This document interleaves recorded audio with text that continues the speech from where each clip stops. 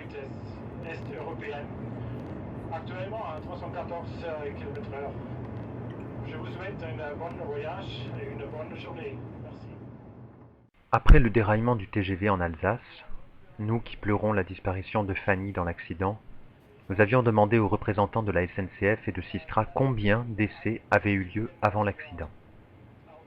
La réponse, jamais très claire, était tantôt environ 200 ou bien 90 sur chaque voie. Aujourd'hui, nous savons qu'en réalité, il n'y avait eu aucun essai à cet endroit à la vitesse à laquelle le train a déraillé. Il était en réalité prévu de ne faire qu'un seul essai à cet endroit le 14 novembre 2015. Si cet essai du 14 s'était bien déroulé, alors la ligne à grande vitesse aurait été entièrement homologuée par le PSF, sur la base d'un seul essai au-dessus de la vitesse d'exploitation commerciale. Pourquoi si peu d'essais? Est-ce que ça ne serait pas plus prudent de faire beaucoup d'essais? On a le sentiment qu'en matière de sécurité, on n'en fait jamais trop. Il existe un guide pour l'homologation des lignes à grande vitesse, écrit par l'Union internationale des chemins de fer. Ce guide comprend des recommandations qui n'ont pas vraiment de valeur obligatoire, mais qui inspiraient, semble-t-il, l'esprit de ces essais. Nous nous sommes étonnés que les auteurs de ce guide invitent les entreprises du ferroviaire à faire le moins d'essais possible quand il s'agit de concevoir une ligne à grande vitesse. Ils appellent ça la méthode du 1 plus point d'interrogation, ou encore la méthode du 1 plus delta. Malheureusement, cette méthode n'est pas précisément définie dans ce guide. Pourquoi vouloir réduire le nombre d'essais? Le document répond à cette question. Parce que faire moins d'essais, c'est gagner du temps et c'est faire des économies. Les auteurs du guide écrivent ainsi. Dans le cas spécial de l'homologation d'une ligne à grande vitesse, composée de sous-systèmes éprouvés, le nombre d'essais et les coûts peuvent être réduits en appliquant la formule 1 plus point d'interrogation et en s'axant sur les technologies non éprouvées. Un peu plus loin, l'homologation d'une ligne à grande vitesse est une opération coûteuse qui demande une préparation minutieuse et un délai non négligeable entre la fin des travaux et la mise en circulation commerciale. Le groupe d'experts est d'avis que pour ces technologies éprouvées, le nombre d'essais et l'ampleur des essais peuvent être réduits en appliquant la formule de 1 plus point d'interrogation, pour autant que ces essais ne relèvent pas du domaine réglementaire. La page suivante, les auteurs écrivent: il est évident que lorsqu'une modification du système ferroviaire homologué intervient suite à un changement de technologie ou suite à des travaux d'aménagement ou de renouvellement qui ne touchent qu'un des sous-systèmes, que seul ce sous-système est soumis au processus d'homologation. Alors, pour bien comprendre, que sont les sous-systèmes? Il s'agit des différents éléments du grand système transport ferroviaire. En voici quelques exemples. Un des sous-systèmes sera l'infrastructure, qui comprend les rails, les éclisses, les aiguillages, les passages à niveau, le ballast, etc. Un autre sous-système sera le contrôle-commande, ce qui permet au conducteur de piloter le train.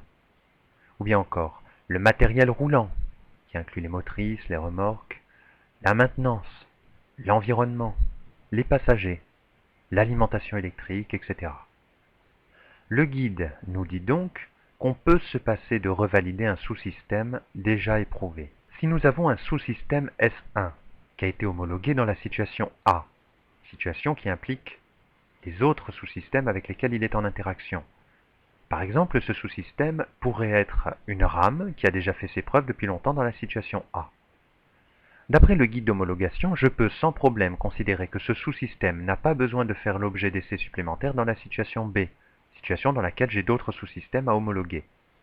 Mais en réalité, on voit apparaître que les interactions du sous-système S1 avec les autres sous-systèmes de la situation B n'ont jamais été contrôlées. En fait, avec la méthode du 1 plus point d'interrogation, on n'a absolument aucun recul sur les nouvelles interactions entre les différents sous-systèmes. Et il faut sans doute imaginer les innombrables variations possibles de l'environnement, des conditions climatiques, etc., à tel point que Frédéric Delorme, le directeur de la sécurité SNCF, répondait aux journalistes à propos des passages à niveau qui ne s'abaissent pas. Sur le passage à niveau de Saint-Vincent-de-Tyrosse, pour dire les choses très clairement, les barrières sont restées ouvertes alors qu'un train arrivait. Alors on ne sait pas d'où ça vient, ça peut venir des feuilles qui sont tombées à l'automne, ça peut venir des travaux qui ont été faits sur la voie. Dès qu'il y a une petite couche pellicule, le circuit électrique fonctionne moins bien. Est-ce que vous êtes en train de me dire que quand ça compte juste des feuilles qui tombent sur un rail, ça rend un train pourrait, invisible? si on ne prend pas de mesures, ça pourrait. Les feuilles d'automne tombées sur la voie pourraient tout à fait, à en croire le directeur de la sécurité, conduire à des tragédies. Redisons-le, faire le moins d'essais possible n'a pas d'autre motivation que celle de gagner du temps et de réduire les dépenses. Ce document précise de faire savoir à l'établissement public de sécurité ferroviaire quels sont les sous-systèmes qu'on s'est passé de vérifier pendant les essais dynamiques sur une nouvelle ligne à grande vitesse. Alors, si le PSF, l'établissement public de sécurité ferroviaire, accepte cette méthode du 1 plus point d'interrogation, on peut supposer qu'il juge que cette méthode est pertinente, non pas seulement pour gagner du temps et de l'argent, mais aussi pour s'assurer de la sécurité des passagers. Car en effet, cette institution a une mission de service public relative à la sécurité des populations. Mais s'il délivre une homologation sans s'assurer que le sous-système ne présente pas de danger dans la situation B, que l'on n'a jamais testée, alors il faut croire qu'il y a une certaine prise de risque, vu le manque de connaissances précises. Reste à savoir si le PSF suit la recommandation de l'Union internationale des chemins de fer et applique la méthode du 1 plus point d'interrogation. Pendant un cours intitulé « Une brève histoire de la prise en charge des risques », Gwenola Lenaour, maître de conférence en sciences politiques, a dit ceci. En l'absence de connaissances claires, les autorités publiques ont le devoir de protéger les populations présentes sur leur territoire en prenant des mesures visant à garantir la non-prise de risque ou la réduction des risques. Si ce devoir n'est pas assuré, les populations ont le droit de se retourner contre les autorités publiques, responsables de ne pas avoir pris de mesures. Le principe de précaution ouvre donc la voie à un principe de contestation, selon la juriste Marie-Angèle Hermite, auteure du livre « Le sang et le droit, essai sur la transfusion sanguine ». Y a-t-il eu, oui ou non, des prises de risques? Faire monter des invités sans utilité pour les essais alors qu'on teste des sous-systèmes pour la toute première fois dans des conditions données, n'est-ce pas leur faire courir un risque non nécessaire?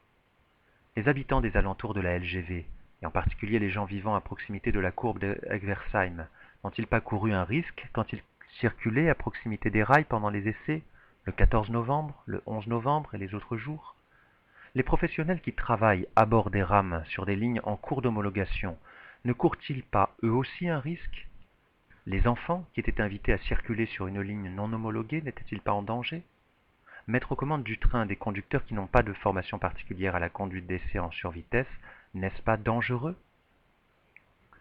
Il existe une loi qui condamne certaines prises de risques. Le fait d'exposer directement autrui à un risque immédiat de mort ou de blessure, de nature à entraîner une mutilation ou une infirmité permanente par la violation manifestement délibérée d'une obligation particulière de prudence ou de sécurité imposée par la loi ou le règlement est puni d'1 an d'emprisonnement et de 15 000 € d'amende. La construction d'une ligne ferroviaire n'est-elle pas encadrée par une obligation réglementaire de prudence et de sécurité? Les équipes qui travaillent sur ces expérimentations ont-elles pensé qu'un risque est acceptable lorsqu'il est très peu probable, qu'un risque peu probable est au fond un risque négligeable? En ne faisant qu'un seul essai, on diminue absolument ses chances de constater un événement imprévu et peu probable. Selon toute probabilité, en ne procédant que par essai unique, on ne constatera d'événements imprévus que très rarement, ou jamais, et l'on fera circuler les passagers dans l'ignorance de ces événements imprévus.